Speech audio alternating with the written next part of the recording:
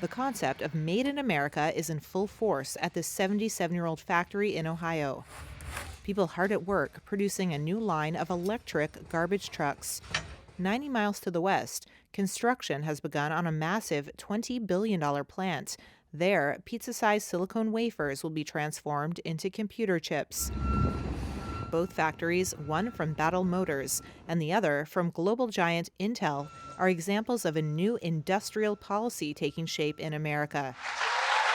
Championed by the Biden administration, it uses the power of the federal government to help U.S. businesses compete in a global economy, a goal that is getting rare bipartisan support, even here in staunchly Republican Ohio. John Husted is the state's Republican lieutenant governor. When we allowed the semiconductor industry and other vital parts of our economic foundations to be reliant on countries overseas, that was a mistake. In the Midwest, Northeast paid dearly for that mistake.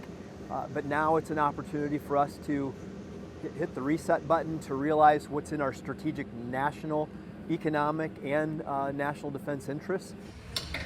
Reuters toured both sites and spoke to over a dozen outside experts and political leaders about challenges with the new industrial policy, which includes potential worker shortages and a growing backlash from foreign governments rushing to boost competing companies. But Bruce Andrews, the chief government affairs officer at Intel, says the new approach is critical to even the playing field.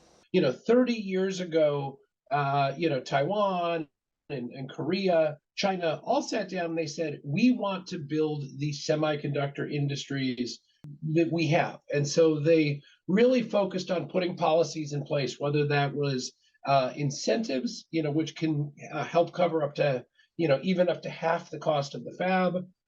They give, free land, they give tax breaks, they give cash incentives. Now, the U.S. government wants to give too, in the form of tax credits and subsidies. This kind of government support for U.S. companies was once criticized by conservatives as picking winners and losers, and by progressives as corporate welfare.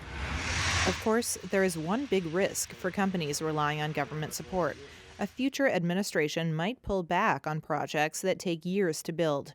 But for Mike Patterson, CEO of Battle Motors, he sees building his fleet of EV trucks now with some government support as a win-win.